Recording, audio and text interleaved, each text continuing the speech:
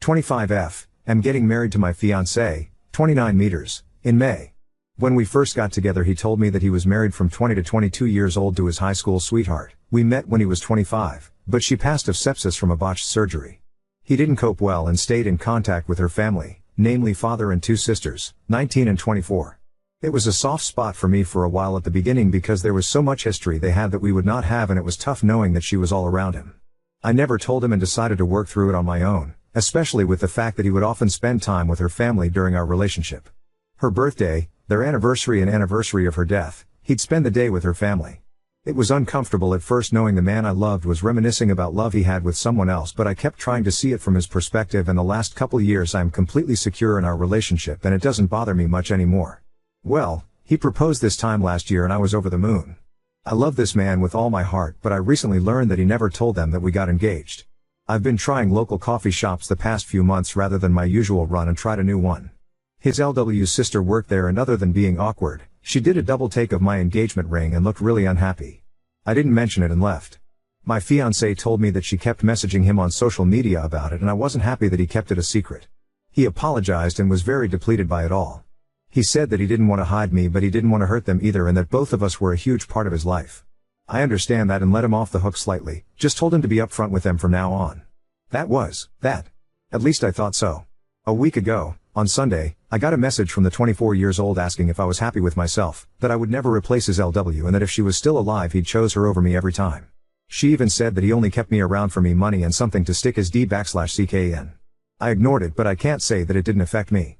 When you're in my position, all these points are ones you have to work through, and it's not easy to get over those insecurities. It feels like a knock in the teeth when they're used against you. I mentioned it to him and he comforted me and reassured me. He said he'd set boundaries with her and I'd never have to hear from her again. Fine by me. That was until I found my car with WH/RE and grave robber smeared in red paint. I had saved for this car for a year and it was expensive, very expensive. The tires were slashed and the windows cracked. I asked the store a few doors down for their CCTV camera footage of that night, but it was blurry and didn't catch much. It did manage to catch half a license plate though, and the color and make of a car. It was his LW's youngest sister's car. I told him I was filing a police report and he asked me to hold off until he talked to them first. I told him no, but I would if they paid for the damages, and apologized to my face. He set up the meeting for last night and it didn't go well, to say the least. Everyone was shouting. The sisters told me they, yes both of them, had nothing to be sorry for and that I should leave their family alone, including my fiancé and their family. He told them that it wasn't fair to him to be lonely forever and that he'd hoped they'd be supportive of him finding love again. They told him he was betraying LW and that he never loved her if he'd marry someone else. They didn't have a problem with him having a new GF because he'd realized she was the only one for him and get tired of me. Now that hadn't happened, they were putting their foot down. The youngest told him to tell me that they were right and that he'd never love anyone like LW. My fiancé broke down at the table. I picked him up and made us leave. I told them I'd be filing a report and suing for damages, and the next time they saw us would be in court. When we got back and calmed down, I gave him an ultimatum. Either he cuts contact or we call of the wedding and go out separate ways. I wasn't going to live my life with this harassment and someday subject my children to their bullying. He said they would never bully a child, but I shot him down and said he didn't expect any of this either. He called their father, who was fairly chill about it all but still defending his daughters. They say I shouldn't control him and that I'm horrible for cutting them off. I don't know what to do. I can't live like this, and I don't think I should have to just because we're getting married. Update 1. To clear some things up before I have a discussion with my fiancé either later today or tomorrow about my ultimatum. I didn't sleep at all yesterday or the night before, for obvious reasons. There's a ding on my phone at least once an hour from them saying one thing or another, mainly the 19-yo, and I don't know what they've told people, but I've got a message from one of their uncles and grandparents calling me horrible stuff too. So obviously they've been spreading what's happened this week and twisting it. I haven't blocked them because I want to gain as much evidence as I can for the inevitable case. Regardless of any outcome with my fiancé, I will be suing and filing a criminal case for harassment and vandalism and looking for a restraining order. I just haven't had the mental fortitude to do so yet. I'm hoping my fiancé will help me.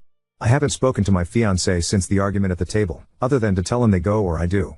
It was my choice to give him a couple days space to come to terms with everything, and I will contact him when I'm ready. F this, from the first message till now has been a week. It's a huge weight to contemplate leaving people you've known for 15 years and who you grew up with. He did set hard boundaries with the sister from the coffee shop, as I've seen the messages. He said, paraphrasing, "You have no right talking to Op at all if this is how you're going to behave. She doesn't deserve this and you've gone too far. Why are you being like this?" And she responded with more name calling and back and forth. He ended by saying not to message me again and to make sure everyone else does the same. I was happy with that. At this point only one person in that family had an issue, to my knowledge, so it was silly to have him cut all of them off. It may not be enough for some, but it was enough for me to feel safe and comfortable. For those saying he needs therapy and counseling, he's already getting it. He's been getting it since before we even started dating after an incident at work. I don't know about any of their family though. The first time I had a conversation with any of them was that night. Some people are wondering what LW died of, and it was a botched weight loss surgery where she died of sepsis. People were wondering if he was somehow the reason behind the surgery, hence the family's insane reaction, but he was not in the slightest. He likes bigger women and wouldn't pressure something like that onto her, speaking from experience. I also want to clear up the not calling the police about the car thing. It was entirely my idea to not file charges in exchange for a face-to-face apology and damage payment. He only wanted me to wait so that he could talk to her to see if she regretted it and then have her father pay the damages. At the time, we thought it was just the 19-year-old that smashed up my car, not both daughters. Neither of us wanted to ruin her life. When I found out it was both of them, it was full steam ahead. Thank you all for your messages and hopefully I'll have a positive update for you tomorrow. Edit, I chose for him to take this space apart, it's not him being indecisive. I said to take time and that I'd reach out so that his decision is thought out. It's for me. I don't want to be chosen only to be 3 kids down the line and stuck in a resentment-filled marriage. It's for me. Please understand that. Oop, that's a subject I will be broaching in our discussion. Moving house, definitely, and moving away potentially oop, but I want this fish and until now, I could handle the drama this fish had. I've now reached a limit and set a standard that I'll be sticking to oop, so many people have said so and I honestly feel quite sick. Update 2. Well, what a wild morning I've had. My fiancé came over bright and early this morning and I've never been so damn tired. You may want to take a seat because this will be long. Sorry in advance. First of all, I want to set the record straight here. A lot of people are coming for my fiancé over not cutting them off from the get-go, which I don't think is fair. He's a very mild-mannered, calm and calculating person and that's who I always knew he was. Nothing has changed. If he had been Rocky Balboa and flipped the cafe table shouting obscenities, he would not have been the man I fell in love with. He did exactly what I expected him to do and exactly what I was comfortable with. You may be attracted to other things in men and expect other things and that's awesome, but not me. Update 3. I texted him saying I thought it was time to discuss this and he was back at home not a half hour later. He'd been staying with a friend the couple nights we had no contact. We sat on our bed to talk because my back is sore from all the packing and I wasn't gonna force myself to sit at the table. Before we even got to talking he asked if we could cuddle for a minute. It definitely took some of the weight off and we were able to talk like a couple and not awkward strangers because, regardless of some people's beliefs, we do love each other and it took me a very long time to feel confident in that fact. Before anyone calls me a doormat again, no, I was still sure I would stick to my ultimatum. The first thing I asked was if he felt he had enough time to make his decision and he said he didn't need time. He was very shocked and bewildered at how so much could change in just a week and how everything he knew was shook up that he couldn't think and went numb. He did apologize that he didn't take a more defensive stance at the cafe and he doesn't want to make excuses for it. An explanation was that he genuinely didn't expect such a vitriolic response. He hid the engagement because he knew they weren't over LW's death and would be upset at the news. It wasn't like I would feel upset by them not knowing, which I wasn't really. He's known these girls since before they were in double digits and he would never have thought them capable of it. It came so far out of left field that he froze. I asked him if there was any possibility that either of them had a thing for him and he looked very confused and disturbed. I said how I've had people tell me it's not uncommon for siblings to do this after loss and he thought on it. Turns out you were right. He said the 24-year-old, about 8 months after LW's death made a move and tried to kiss him. He immediately left and told her mother about it. Mother and father are divorced now but weren't then. She was a minor at the time and messaged him saying she would be 18 soon so it wasn't a big deal. Her mother made her see the school counselor and didn't allow her to be alone with him for a while. It was years ago so he'd forgotten it even happened. He said he was sure that wasn't the case now because it had been so long but I'm not so convinced. Not that it matters anymore. He opened up his Facebook and gave it to me to read. 24-year-old had been messaging him which he ignored. She ranged from telling him off to crying and saying how betrayed the family was to trying to manipulate him against me. He said he was sure that he needed to put them behind him, and had been thinking it on and off since he proposed, but couldn't bring himself to do it. After this week, the fire was lit and he knew what he had to do. It was all just abstract until suddenly it was very real. He asked me how I've been coping and I told him. I felt like I'd done everything right but somehow things turned out worse than if I'd been the jealous type and stopped their contact at the beginning. I tried to be understanding and put in so much effort to be secure in myself and our relationship only for everything I worked on to be thrown in my face like I was a mistress that was cheating with him. He didn't blink the entire time and just listened. He said he should have been more observant and realized I was struggling with this so that he could help me but I've always been the strong one so he neglected to and he'll do better. As I've said in a few comments now, his parents had him in their late 40s and are retired. He hates to involve them in negativity but I was stunned when he said he's been talking to them about this since the first Facebook message. They were very understanding but his father took a tough love approach. He said the best quote I think I've ever heard. Get your act together before the jig is up. They offered to come stay for a while and help us move. I don't think that's necessary, but I really appreciated the thought. On the subject of moving, I made it clear that I would not be living in this house any longer than I had to, and he completely agreed. His parents offered to find us a place in their state if we wanted to have more of a support network, and I'm honestly considering it after all this. They're only a state away from my own family, so we'd be a lot better off.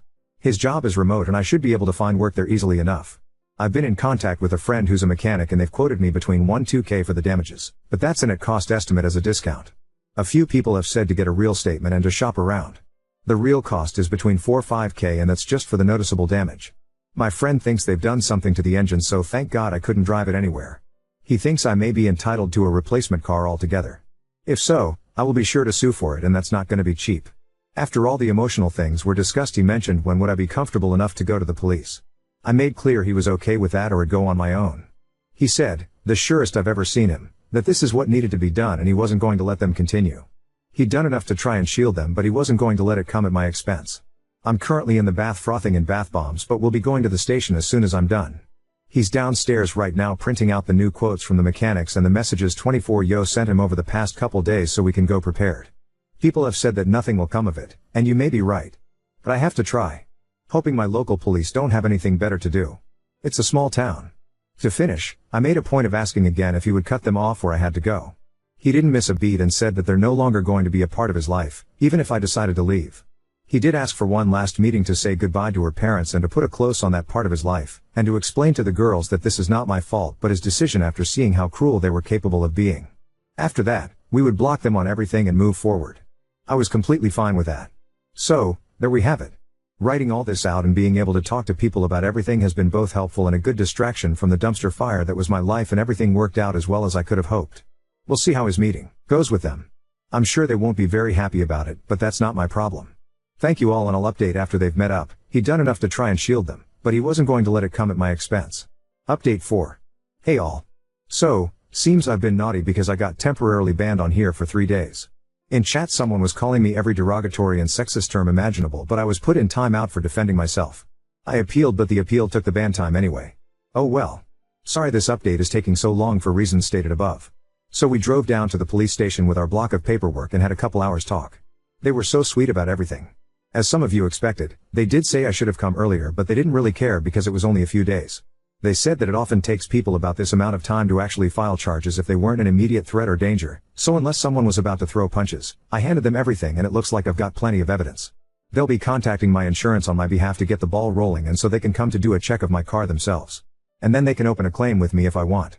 They're not filing a claim, they're just notifying about the criminal damages. I've filed criminal charges for harassment and vandalism, and they'll notify me with more details about my restraining order this week. My fiancé told the police that he was planning on meeting with LW's family and asked if that would contradict my case, and they said no. We're not married at the time of filing, so legally we're two separate entities in the case. Or something. So, my car is totaled. My mechanic friend, I'm gonna call him Tom because I can't keep saying my mechanic friend. So Tom and his partner at the shop did a full check on my car, and this is the damage they found. They said with this amount of damage, I should just G for a new car, so that's what I'll be doing. If anyone is curious, it was a Volvo. I'd always wanted one and managed to buy one new 2 years ago. Either they get me a new car if they'd be set back about 60K. Either way I'll be alright. The amount classifies the vandalism as a felony, so they could be looking at jail time too. My fiancé met with the family on Saturday and Tom sat by the window. I currently live in a one-party state, so as long as my fiancé consents, the recording can be used in my case. While it may not be as drama-filled as some of you may want, it was still pretty stressful to see. They met at the same cafe that we did before, and Tom sat a few tables away. Fiancé arrived after their father and before them. For the best, because they managed to have a calm conversation for once. Fiancé told him how he was feeling, and Phil was very understanding but still trying to minimize. He was saying things like, you know, they miss LW and they'll come around and just need time to come to terms with you moving on. He kept trying to initiate paying for the damages, but fiancé wouldn't talk about it until the sisters arrived. It was like butter wouldn't melt with the 24yo, but 19 came in like the Tasmanian devil. My fiancé didn't acknowledge anyone until it had all settled down, where then he said this would be his last meeting with all of them and they'd be going their separate ways. He turned to the girls and said that he would miss who he thought they were, but the way they could treat people horrified him, especially me. He said that this was all him and they needed to accept that I was not to blame. He even said that it was me who offered the apology in exchange for not filing charges. The 19yo then interrupted asking what charges and that no one was going to charge them for barely touching a car. She was a deer in headlights when he asked what they'd done to the engine oil, and the two looked at each other. Seems they didn't expect me to find that out. He the groveling. 24 Yo actually tried to touch his hand and told him he had to stop me pressing charges because this would ruin her and interfere with 19 Yo's college. He said it was too late and the cops should be issuing a warrant soon. It can take a few days. I thought it was an instant thing, but apparently not. This is when their dad got involved again and said for everyone to calm down and fix this like adults. Now he wants his girls to be adults. I see.